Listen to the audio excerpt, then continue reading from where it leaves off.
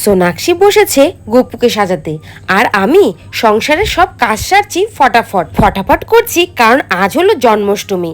অনেক কাজ ফটাফট তো করতেই হবে। সন্ধেবেলা গপুর জন্য সব প্রসাদ বানিয়ে রাত 11টা নাগাদ স্নান করে আসলাম।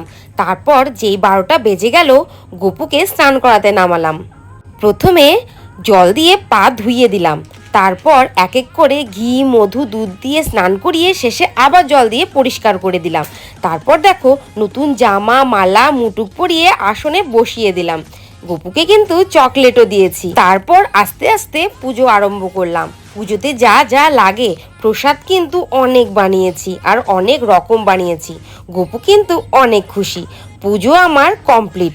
এদিকে কৃষ্ণের শতনাম লাগিয়ে দরজা আটকে দিলাম। পরের দিন সকালবেলা তাড়াতাড়ি করে খিচুড়ি আর পায়েস বানিয়ে আবার গোবিন্দকে ভোগ দিলাম। গোবিন্দকে আবার একটা নতুন জামা পরিয়েছি।